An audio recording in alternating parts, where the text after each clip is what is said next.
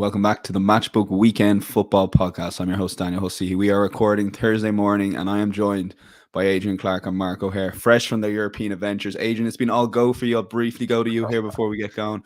You've been at the Arsenal game. It's all Napoli scoring the last minute for your best bet to land. It's been a whirlwind last 12, 16 It's been a crazy week. Yeah, I've worked my socks off this week. I'm I'm running on fumes, to be honest. I think I'm going to 5 games in 7 days as well. So it's all, but it's good. That's what it's all about, isn't it? It's going to games, talking about football, learning lots. It's been fantastic. But yeah, last night at Emirates was a nice occasion. Waited a long time for Champions League football, and they turned it on. It was great. Really good fun. Quality football. Yeah, Mark, very briefly to you. It was a decent match day one, I would say. Some great games. Lazio goalkeeper scoring in the 95th minute. The highlight for many, but definitely the highlight for you. It landed your long shot at 7.0. Yeah. I mean, that obviously be one of my lower kind of bets of the week, but obviously the biggest payout. But I think if I'm going to be sort of big myself up a bit, I think I went a clean sweep across the whole board with my match picks, the long shot and the best bet landing. So quite unusual for me. My Champions League form, as I said to you off air, can be a bit erratic at times. But quite pleased with how it went.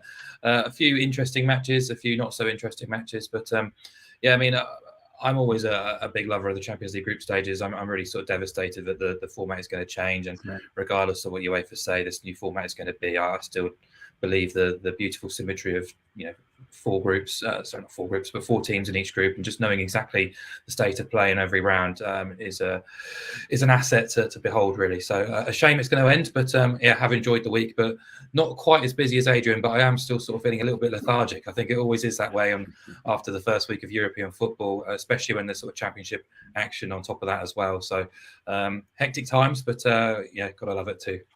We've moved from Wednesday afternoon recordings to Thursday mornings after Europe. A bit like if you're in Europa League action, you have to play on a Sunday at 2:00. It takes a bit of getting used to. But we will work away with that as best we can. So if you are listening, do hit that like button on the YouTube channel and subscribe completely for free. And if you are listening on the podcast, hello, we much appreciate that. We see the numbers there on the podcast downloads. Do hit that follow button. Best place to catch when it hits your podcast feed with 4 games: Burnley, Manchester United, Arsenal versus Tottenham, Chelsea versus Aston Villa, and Sheff Utd versus Newcastle. Decent card.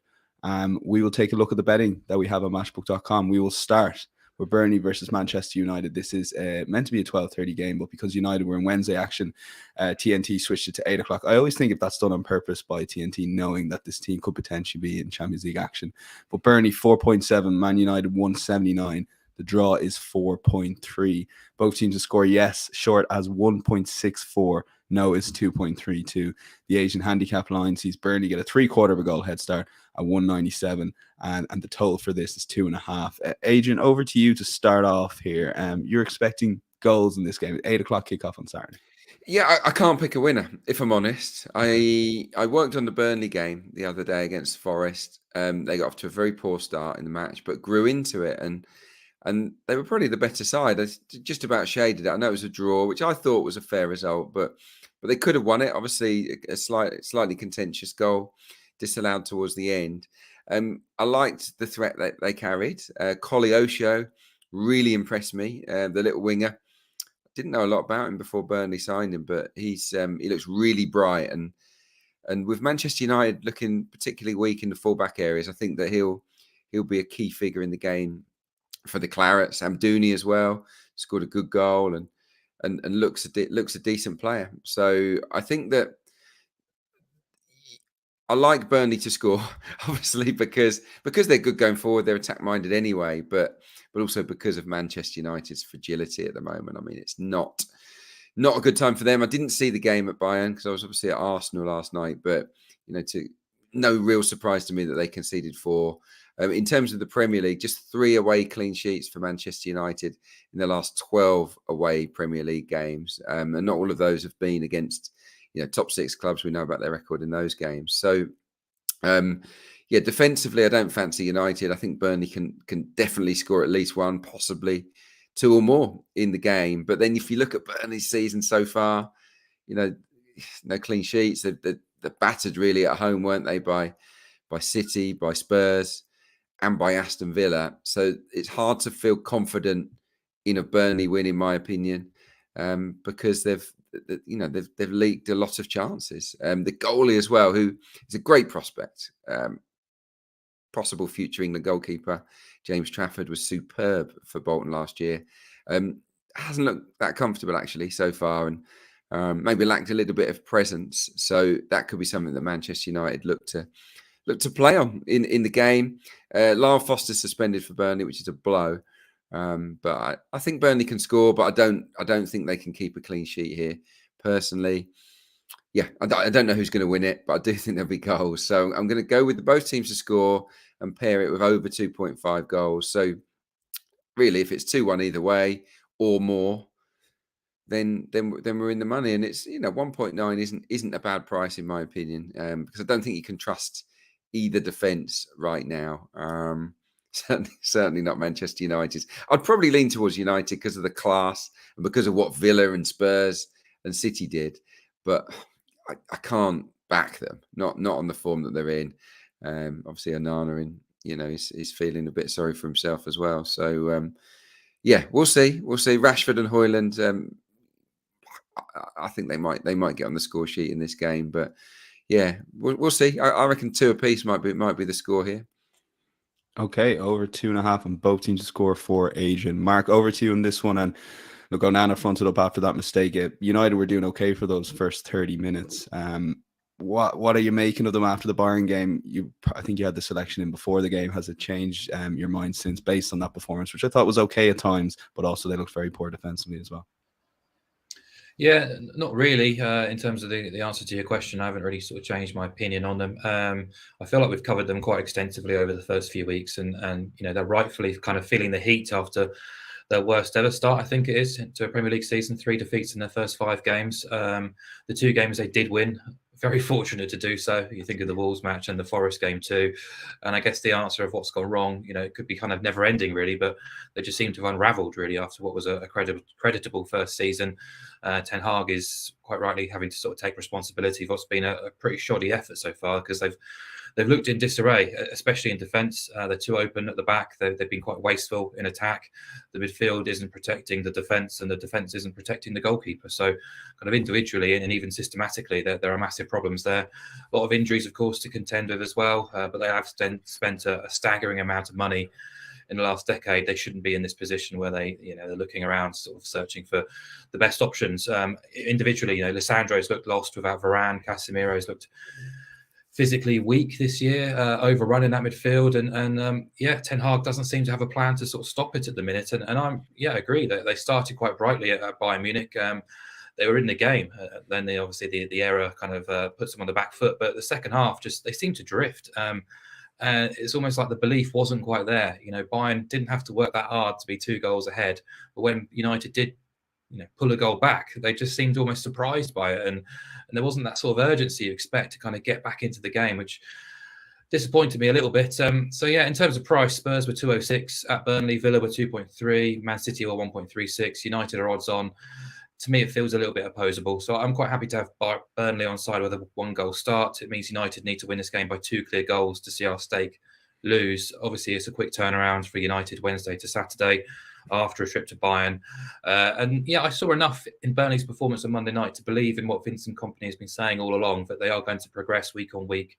He's had time on the training pitch to put together a semblance of a team, of a unit, of a system. They are singing from the same hymn sheets. I thought they were very good at Forest. Outside of kind of Hudson-Odoi's wonder goal, I thought Burnley kept them at bay pretty well. Obviously, if VAR had been on their side, it could have been an even better outcome. So I thought Charlie Taylor coming back into the team at left back was good. Brownhill back in central midfield alongside Cullen and Gudmundsson. There's a familiarity about them again. As Adrian says, the 2 lads in forward areas, Koleosho and Amdouni, offer plenty. They will be threatening. But I just thought they looked more disciplined and more capable. They were pretty naive against City, Villa and Spurs. They looked like a dysfunctional kind of bunch of misfits at the best of times. And that's not too surprising, considering, you look at the 11s that have gone out, very different to the team that finished last season. Kompany said they would be a better unit after a couple of weeks, training together. And, I might just be going on 1 game sample here, but I kind of flip around and say, well, what are United really going to, how can I really sort of back United to overcome a -1 goal handicap here, considering what we've seen so far against teams of similar standard like Forest and Wolves. So, the Burnley +1 gets us paid if the home team win or draw, get a push if they lose by exactly 1 goal. And interestingly enough, United have only managed to win by 2 goals or more away from home twice in 21 away games under Ten Hag in the Premier League. So quite happy to have sort of the numbers on side here and just sort of back the +1 start, which was 174 when I put it in the sheet. Okay, 174 Burnley +1.0. I am going to lock in Adrian's over 2.5 in both teams to score. But given Manchester United have goals in them for sure, so that's around 1.9. That's the podcast selection. But yes, Adrian. Just a quick one, one stat I didn't drop that is goals related. In terms of shots faced per 90, both in the top 5. So they haven't been very good at structurally at stopping the opposition from manufacturing opportunities. I did think Burnley were better against Forest. I agree with Mark, but it's Forest, isn't it? So I think that with Rashford and Højlund and Bruno, you've still got 3 very, very good players there that are capable of unlocking Burnley. But yeah, we'll see. We'll see what happens. Yeah, we will see indeed. Saturday 8 o'clock kickoff. Nice novelty kickoff for at least people watching it on TV. We will go to the second game, Arsenal versus Tottenham. This is the start of Super Sunday, which includes Sheffield United versus Newcastle. I rated last week's Super Sunday 7 out of 10.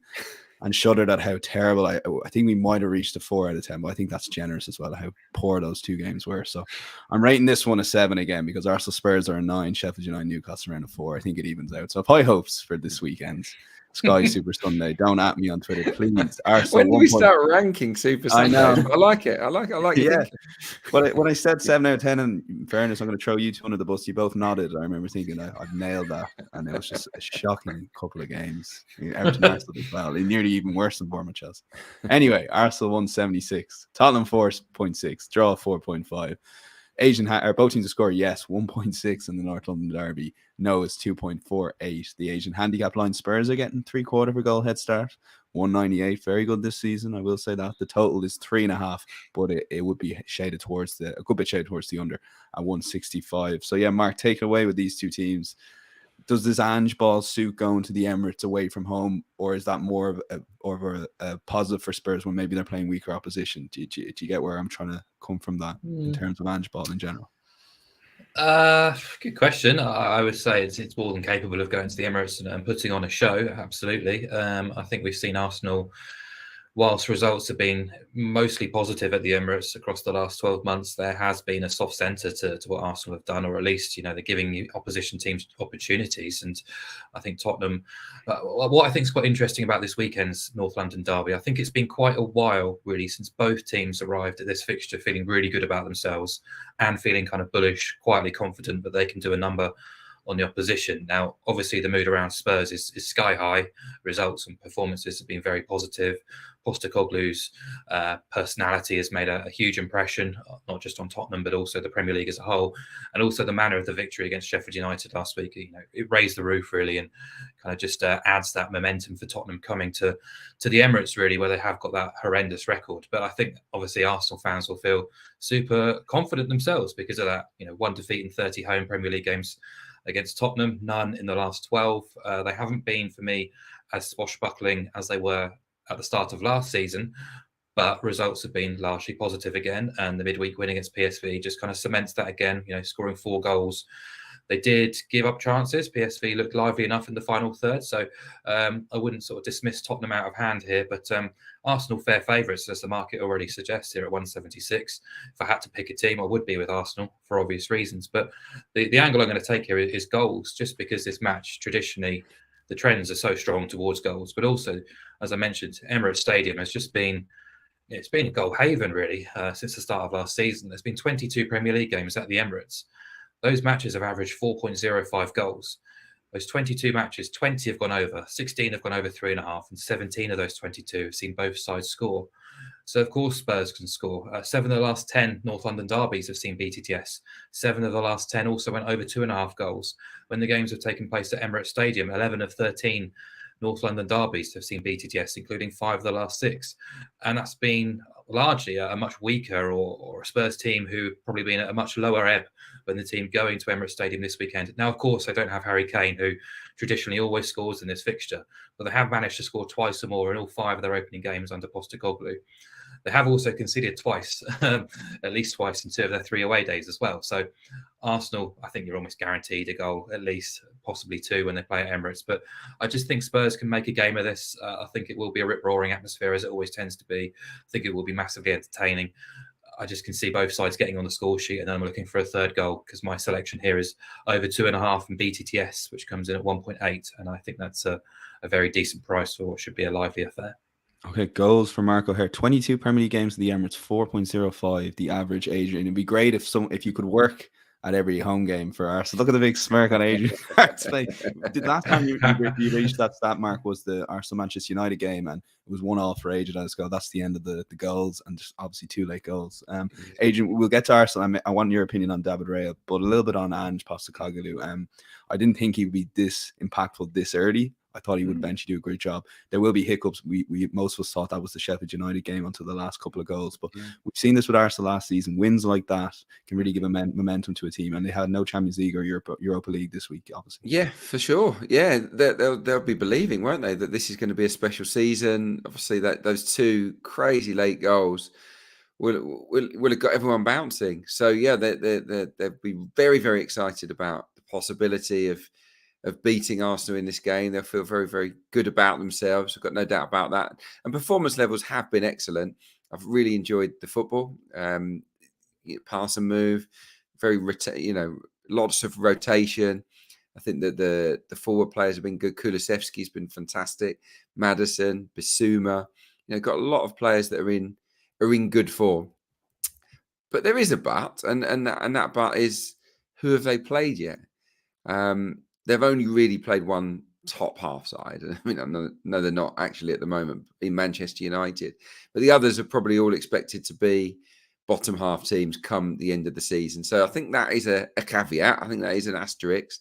And in that game against Manchester United, yes, they won, but they did give up 22 shots in the game. The XG was in Manchester United's favour. It was over 2 on the expected goals mark for Man U, who really should have scored at least a couple of goals in that game. So I think that they're quite open at the back still. So yeah, lots to like. But my honest view, and this is without any Arsenal blinkers, is that Arsenal are still the stronger side, but by a little distance, and that they will be able to outscore Spurs in an open game. Because I don't think Postecoglou will go to Emirates Stadium and play for a draw like Conte did last season so disastrously, so negative. I've never seen anything like it.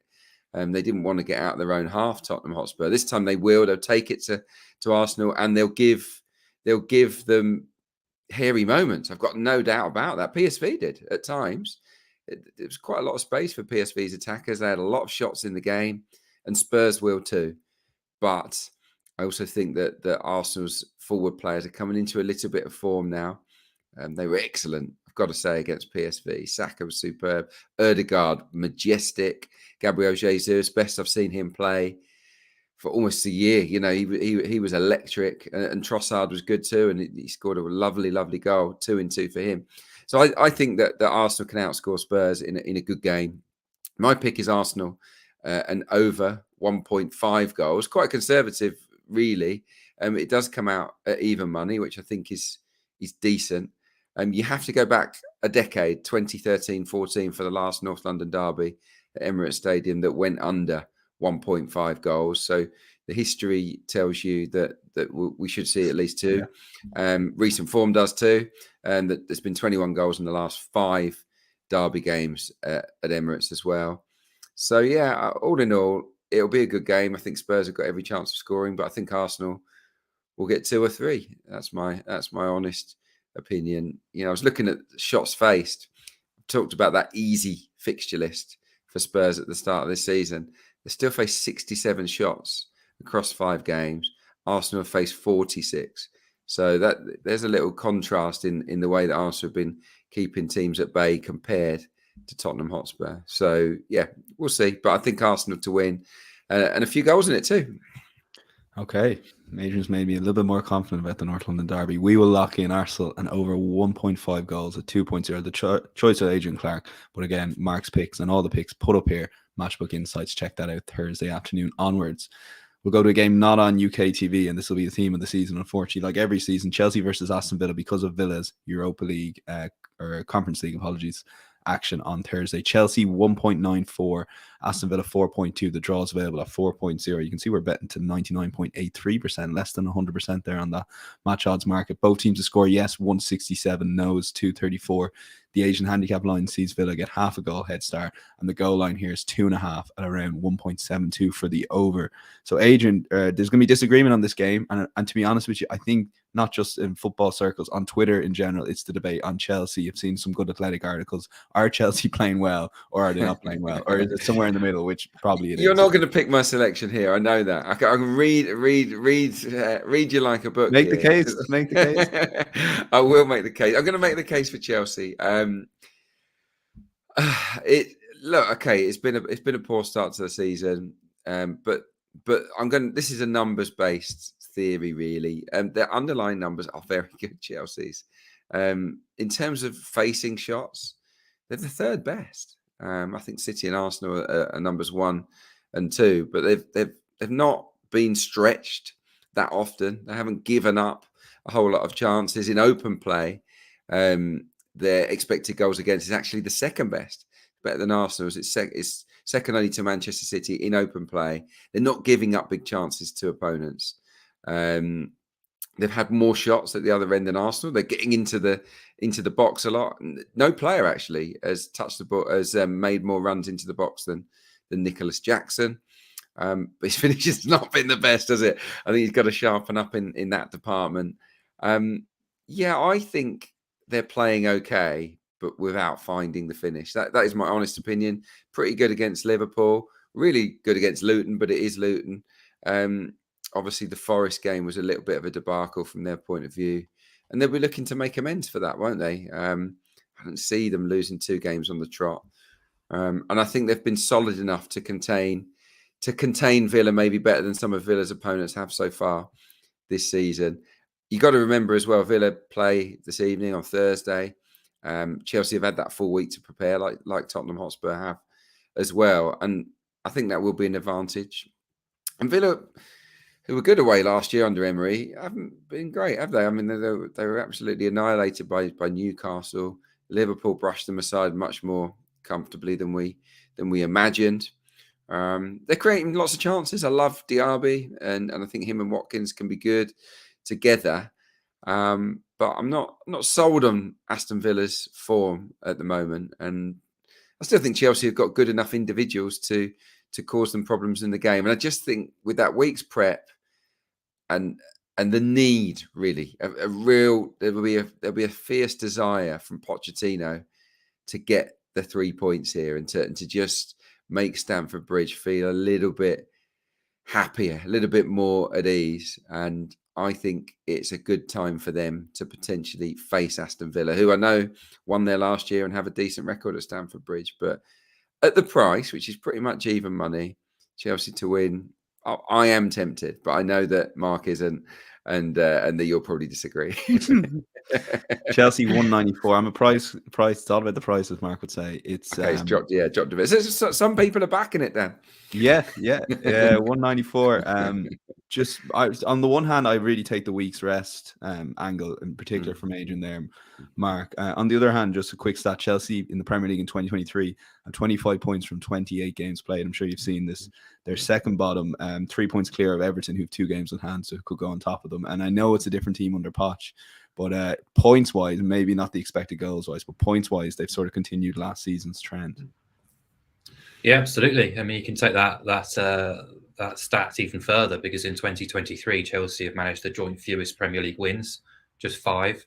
They also have the lowest goals per game average in that sample too, of 0.86 per game, which is horrendous, really. At Stamford Bridge, they've only won twice in 13 home league games. They came against Leeds and Luton. So I don't really want to be with them at either money or sub evens. I take all the points that Adrian has made, and they're very valid points about, the underlying numbers have been pretty strong. They have scored only 5 goals, but they've had 80 attempts at goal. They've got the 5th highest expected goals output in the division, underperforming the XG by 5 goals, which is significant and should sort of balance itself out at some point. But I would also say that the schedule has been relatively kind. Luton, Forest, Bournemouth, 3, matches you'd expect Chelsea to win and put on a strong showing. What I've been most kind of, I guess, with the eye test, especially at Bournemouth last week, but also in previous weeks too, they just look a little bit raw. They look to be lacking composure, especially in forward areas. There's been some really bright moments, and then just a terrible decision made, poor execution. Sterling's been brilliant, but outside of that, you're looking at sort of fleeting moments from Enzo and Gallagher.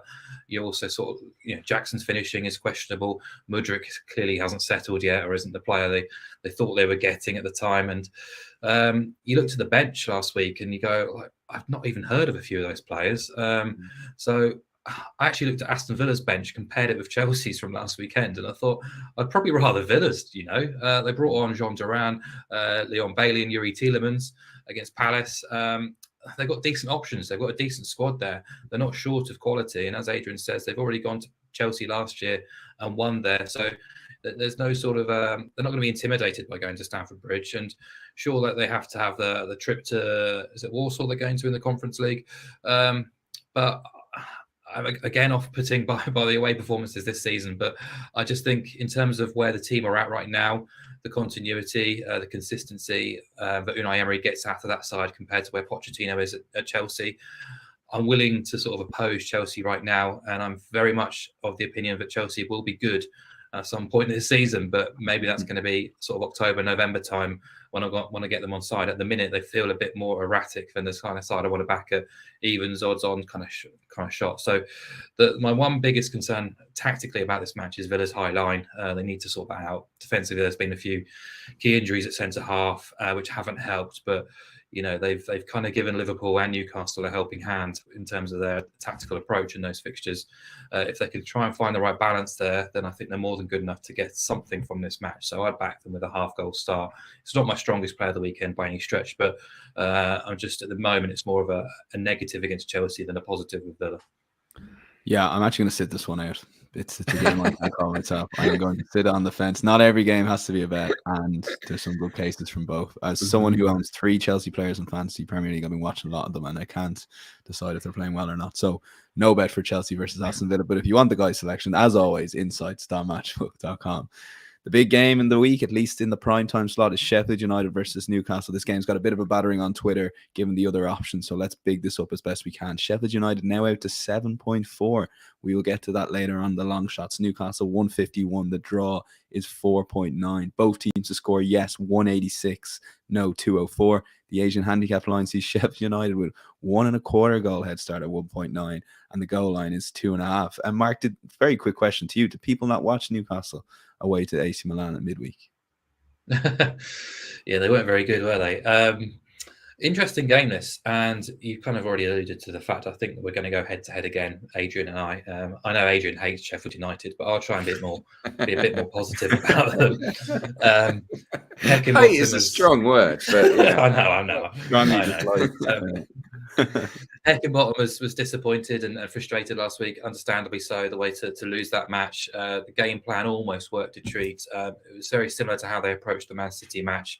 Sit deep, invite pressure, stay solid in the centre, force teams wide, and when you can, stay in that low block, but then utilise counter-attack, set-piece situations. To me, they look like a well-drilled and organised team at the minute. They didn't at the start of the season. I think they've done a lot of hard work on the training paddock, and they managed to pinch a goal in both matches against City and Spurs, despite that pragmatism. They do look a stronger suit now than the team that started the season and were blown away by Palace. Archer and Harmer, 2 very strong Championship players making the step up, improves them. I think they've also been fueled a little bit by some of those performances as well, because whilst they've lost 4 times since promotion, all 4 of their defeats have been by the narrowest of margins, 1 goal. They will obviously look at the Spurs match. They'll rue the fact that Richarlison was given too much space from a corner.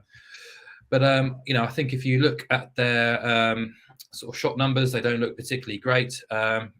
especially when you consider they've played Forest, Everton, and Palace. They've been giving up a lot of shots, but I think that just comes with the style, with the approach that they're taking.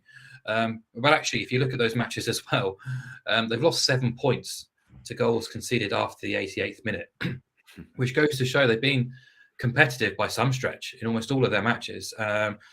So I think the picture is kind of positive, despite being obviously very concerning about the long-term picture. I think we're all expecting Blades to be in a massive battle for survival, but I just think they'll be lively at Bramall Lane, the supporters. Prime time, as you say, Super Sunday, should stir the senses against the Newcastle team in the Champions League. I'm expecting another backs-to-wall effort here, a dogged game from the Blades. So I just think they're capable of keeping this competitive as they have in previous matches. So Sheffield United plus 1.25 is about 186, 190. It just means if they win or draw, I get a full payout. Even if they lose by 1 goal, as they have done in all 4 of their defeats, I'll earn a half stakes profit.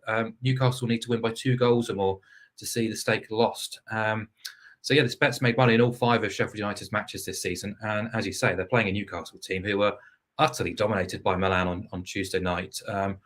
But for some poor finishing and Nick Pope between the sticks, they should have lost that game. The overall shot count was 25-6. They faced 16 efforts inside the box. They only managed 2 of their own, and they gave up 4 big chances. And of course, they'll be enthused by the final score, but Eddie Howe will know they have to be a lot better.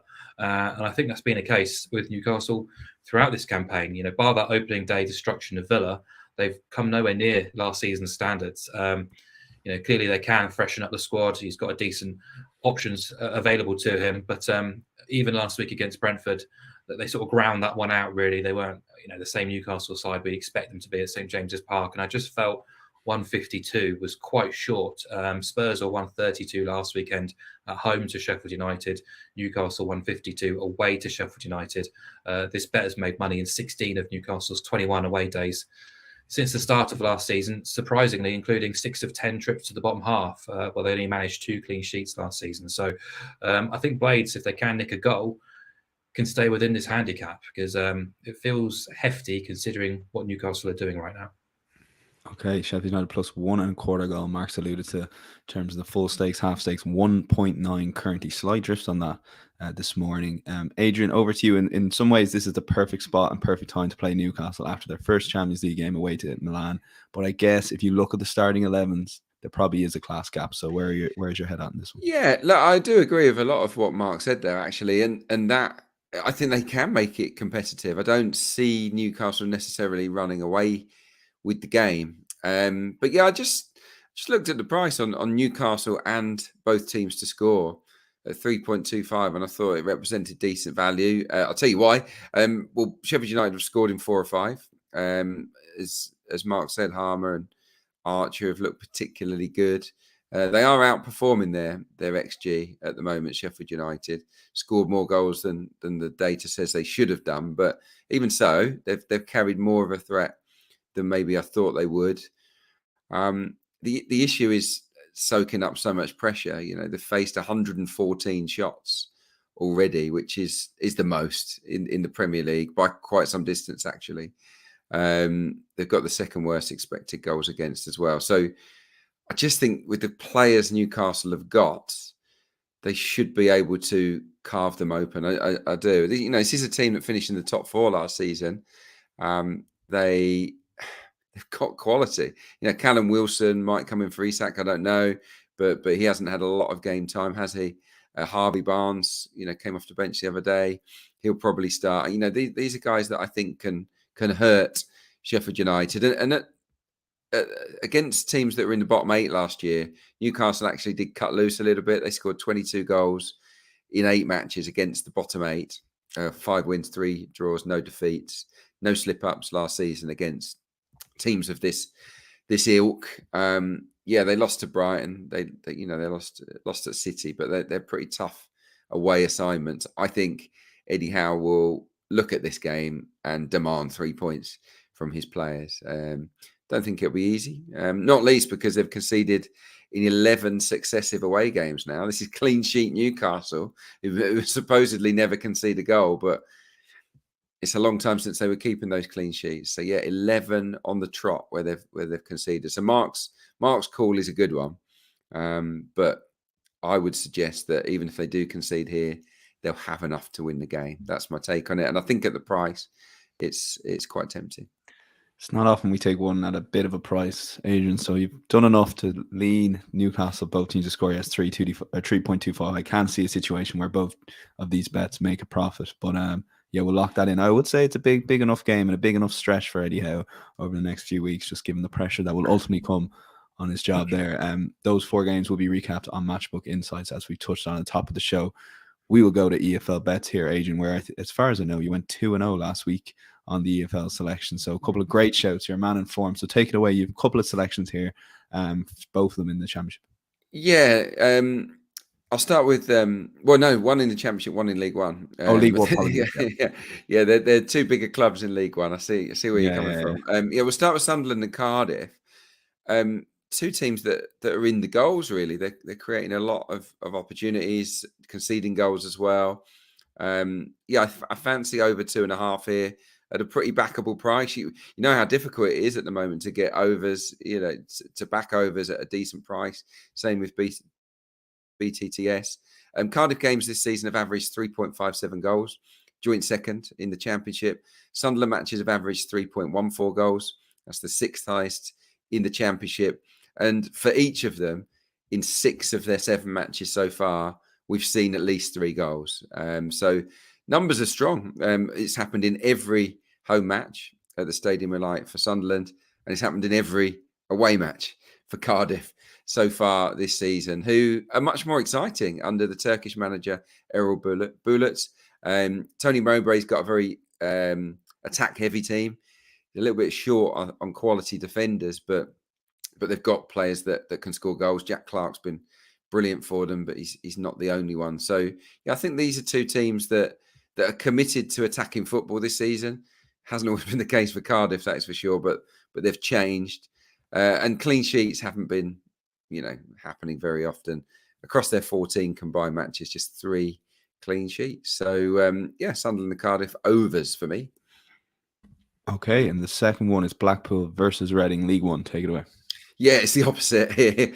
The numbers are quite strong. Blackpool matches average 1.43 goals. It's the skinniest in League One. They can't score. Really, really struggling as an attacking force. They're well coached by Neil Critchley. We know he's a decent manager, but they're struggling to find that creativity at the minute.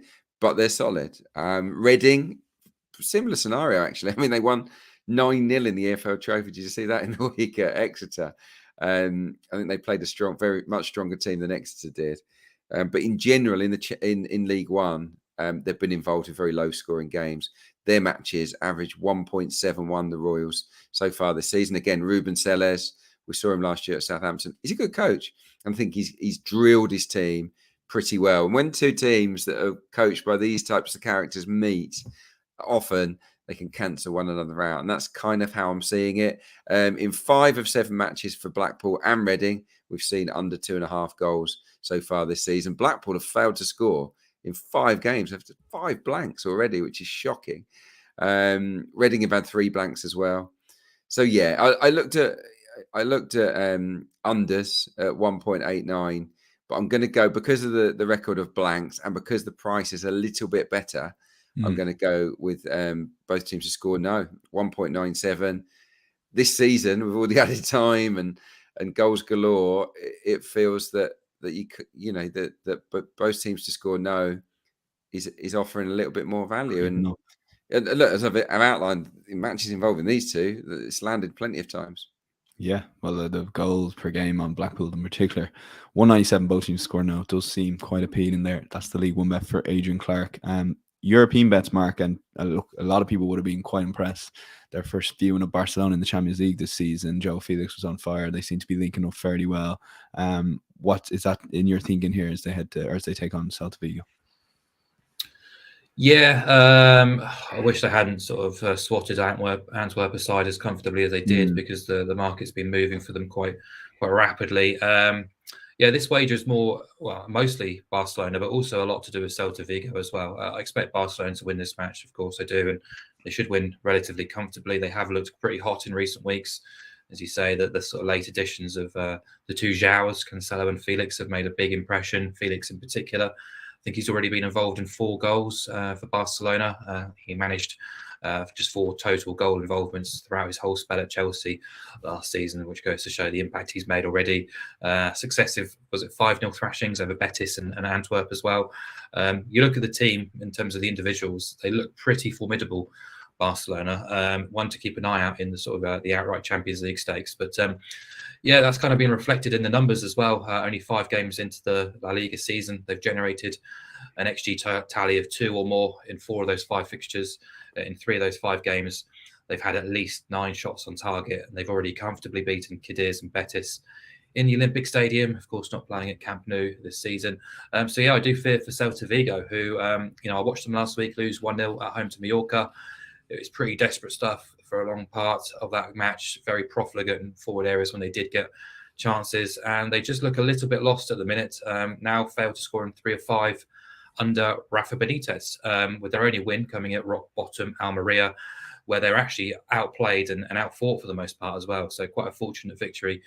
Gabby Vega's departure this summer to the Middle East has really hurt them in terms of their craft and ingenuity in forward areas. So there was an option to back Barcelona -1.25 at 179, as it says on the screen. That's all gone, unfortunately. So the next best is to back Barca -1.5, which is 191. It's fair enough, really. Barca won 17 of 21 at home games last season, averaging 2.1 goals. They also kept 18 clean sheets in those 21 games since the start of last season. Celta took 1 point from trips to the top 5 last year. They lost 3 of them by at least 2 goal margins. And this season, they're offering very little in forward areas. So Barca probably win to 0 here, but they also probably scored twice or more. So it should get us the -1.5 handicap winner. Okay, just because the price has moved doesn't mean the next best isn't the value bet there. Barcelona -1.5. Mark sticking to his guns, 191 despite the move from the Champions League. Adrian, we'll go back to you in League One here. I think it's 4th versus 2nd, Oxford versus Exeter City. Just a brief mention on the long shots record. 2 wins, 8 defeats for the guys, but at £20 stakes, you'd be up plus 106.56 on the Matchbook betting exchange, including that 2% commission. Shows you the strike rate you need to be backing at those sort of prices. So patience and bankroll vital there if you are backing long shots like the guys have been tipping over the last 5 weeks. So take it away, Adrian Clarke. Yeah, I've just got a little fancy for Exeter, who lost 9-0 in midweek. I think they made 11 changes. I think it's a very, very young team that they put out. And I just think narrative-wise, actually, you wouldn't surprise me if they went to high-flying Oxford and got themselves a result. It's nothing like a 9-0 tonking to refocus minds. But the bottom line is that they're actually second in League One, ahead of Oxford. Yet they've been priced up at quite a big price here, 3.85 to win the game, Exeter City, and it just feels a little bit long. Not least because they're solid, really, really solid so far this season. 5 of Exeter's 8 games have gone under 2.5 goals. They've had 5 clean sheets so far, and get this, they've already amassed clean sheet wins at Burton, at Carlisle, and at Wickham. So they have found a good groove at going on the road, being really solid shape-wise, keeping teams at arm's length and just picking them off and winning the game, winning low-scoring matches. That's been their thing, and that's the reason why they're currently sat second in the league. Now, Oxford are good. They've got some very good players, and they're playing some lovely football under Liam Manning, very possession-based. But Exeter will frustrate them. They will pack their defence, and they will make them try to grind them down. And that might not be easy for Oxford in this game. Oxford are punching way above, actually, their expected goals rating. They've scored 9 in open play, but the numbers say they should only really have scored 4.3. So they've scored great goals. Talent has kind of got them where they are at the moment, rather than them creating bundles and bundles of chances. Both teams are ranked very, very highly in the defensive metrics as well. Oxford, who were super attacking under the previous manager, have tightened up very well. So I think this is a low-scoring game, hence I'm going under 2.5. But when you get Exeter on side, second-placed Exeter, 3 clean sheet wins already, of course, at a price of 8.6, it's tempting. I think a 1-0 and a 2-0 is something they've done before. and they might do it again. Oxford did get beaten by Port Vale recently on their own patch, so they're not impregnable there. So yeah, it's a long shot for a reason, but I can certainly make the case for the Grecians here. Okay, Exeter and under 2.5 goals, 8.6. The 4.2 on the 90-minute market, as Adrian alluded to. You can back 7.6 win to nil, so there's options there. Adrian's locking in 8.6 Exeter and under 2.5 goals away to Oxford. And Mark, we talked about in prime time, Sheffield United versus Newcastle. So make the case at around 7.0 currently on Thursday morning. Why Sheffield United are value this weekend? Well, I'll be honest. I considered Burnley here. I also considered Luton in some way or form, and I also considered Sheffield United. The promoted sides, the results have not been great at all to start the season, but I think I've seen positive signs in all three of those teams to suggest that they're not as bad as those results are. And at some point or other, these promoted sides are going to get a result. They're not going to lose every week. They're not going to be horrendous every week. They will get a result, and it depends. You got to try and pick and choose your moments to get involved. And for me, I think Sheffield United have an opportunity this weekend. Newcastle off the back of that trip to the San Siro, not firing on all cylinders. And for me, they just look a few clicks too short in this match, around about 1.5 to go to Bramall Lane and win. So on the flip, reverse it. That will make Sheffield United slightly too big. So around 6 to 1, 7.0. I feel they can be competitive in this match, and I don't think they've been a million miles off getting a result against good teams. Manchester City, they ran them very, very close at Bramall Lane. I obviously appreciate that City dominated that match in terms of possession, territory, and chances, but even still, they had to work bloody hard to try and beat them. And same could be said for Spurs last week as well. They had to go deep into stoppage time to sort of turn that game on its head. So I think they'll use that as fuel, really, and they'll believe that they're not too far off getting a result, and perhaps it could be this weekend. And if they do, it's a huge price, really, for a team who, whilst the data says have been massively outclassed, if you look with your eye test, it's been a struggle for every team who've had to play against them so far to kind of open them up and sort of put them away, apart from week 1 against Palace, where they were totally outclassed. But there was circumstances around that to make it understandable. So I think they've improved week on week, as I think Burnley have, as I think Luton have. But I think the Blades at the price was the biggest of the three, so the easiest selection here. Sheffield United 7.0, as Mark said. There'll be some trouble if Burnley, Luton and Sheffield United. I will give you props for that match, just because you didn't give it a brief mention there. Where you've been looking for value for anyone wanting a proper fun bet to cheer on this weekend. And we'll go to the best bets record. Interesting stats here.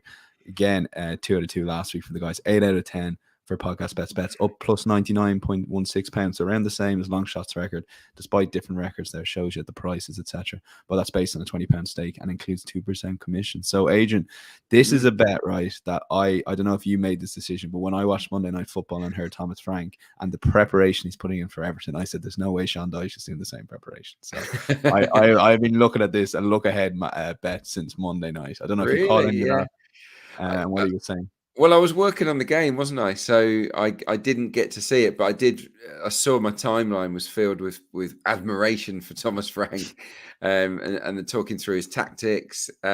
He's a good coach, isn't he? He knows exactly what he's doing. I just think 1.86 for any team in the Premier League at home to this shower of an Everton side is appealing. It's a 2-horse race, and I think that Everton was so bad in the game against Arsenal that I have to oppose them here. I've just got no choice. They offered nothing in the game. They looked devoid of ideas and confidence. I know it's Arsenal, but even so, I just thought there was nothing really about the Toffees in the game. They had 9 touches inside Arsenal's box. It's the lowest amount of touches inside the opposition box by a home side in the Premier League so far this season. So that's how bad they were. 2 wins in the last 21 away games as well for Everton, who conceded 4 at Villa Park and conceded twice at Bramall Lane in a 2-2 draw. So I think Brentford can score a couple of goals here. They won 10 of 19 home games last season. This year, They've had 3 home draws, which is a bit crazy.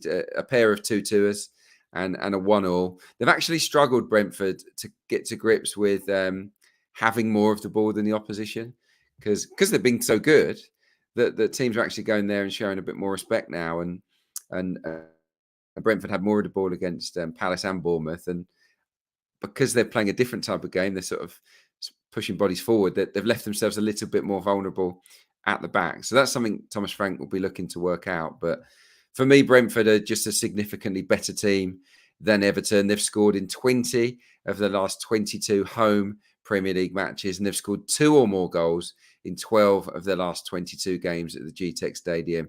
I think they can score at least 2 goals in this game. And if they scored 2 goals, I don't think Everton are capable of scoring more than 1. So, yeah, it's a pretty... I just feel really solid fancy around the bees in this one. It's as much about them being pretty decent at home, but mainly about Everton being a poor team at the moment. 188, we'll give you that for Brentford at home to Everton. It's creeping up. I always wonder who, since we started recording, decided to lay a little bit of Brentford there, which is very interesting to me. Thomas Frank did mention that possession-wise, it's a conscious effort for Brentford this season to have more of the ball. It's the only way they're going to grow. So I thought it was very good on Monday Night Football. Well worth checking out on YouTube if you haven't. Mark, goals in Germany have been your bankers at times this season, and here you're going to the well once more for best bet here. Yeah, I think you've got to, again, because the same rules apply. If you get an over 2.5 goal line, they have to have, you have to examine that line very strongly, because normally there's a bet in there. In the Bundesliga, it is the highest scoring league in major European football. It's been fantastic fun already this season. The average is up to 3.83 goals per game. 78% of those matches through the first 4 or 5 match days have gone over 2.5 goals. 58% have gone over 3.5 goals. And we've got Augsburg and Mainz here. Between them, over 2.5 goals has landed in 7 of 8 league dates already. In fact, over 3.5 goals has landed in 6 of those 8 games, as has both teams to score, because neither team has managed to keep a clean sheet. They both conceded 12 goals apiece, and neither have won yet this season, which I think adds even greater emphasis on the two teams to go out and put on a show and actually try and get a result from this match. So longer term numbers are also very much in our favour. You look at Augsburg's first 2 home fixtures this season. They've ended in 2-2 draws and 4-4 a draw. They scored in 15 of 19 home games going back to the start of last season. They've also only managed 5 clean sheets in that sample. Then you've got Mainz, who are surprisingly struggling, bottom of the table under Bo Svensson, who's a highly rated coach. Their away days, they've already lost 4-0 and 4-1 this season, but they have scored in 15 of 19 away trips going back to the start of last season, but just 3 clean sheets on their travels. So you expect both teams to oblige here, and then you're just looking for a third goal to take you over the mark. And I think that's well within our range, really, because as I say, both are winless after 4 match days. Both are conceding goals, but actually both teams do like to take a front foot approach here. I forget the guy's name, but Augsburg are overseen by Dortmund's former reserve team coach. So you can imagine the sort of style and approach that they take to games. And Bo Svensson at Mainz is renowned for putting together an underrated, unheralded bunch of players who are more than capable of being bettering the sum of their parts, and they have been better than those scorelines have suggested. So I expect them to play their part in what should be an entertaining game. I think over 2.5 goals is too big at 176. 176 over 2.5 goals. Augsburg versus Mainz. The best bet for Mark O'Hare, and incidentally, in that best bet record, we haven't included the 2 guys winners midweek in Champions League. We'll leave that to the Champions League podcast, but no pressure. This weekend on the best bets have been great form so far this season. My thanks to Mark and Adrian. Guys, that was as good as ever performance. Adrian, you perform even better when you're under the cosh and under pressure, time wise, etc. So, well, let's see how the tips go, shall we? True, yeah. Could be a different conversation Monday on the WhatsApp. And my thanks to Mark and Adrian as always. Pleasure listening to you both. Check out insights.matchbook.com. Full recap of the guys' bets. No Champions League football next week. That is every 2 weeks. So we'll be back Wednesday or Thursday next week, all being well. Until then, enjoy the weekend's football. Please gamble responsibly, and we'll chat to you next week. Bye-bye.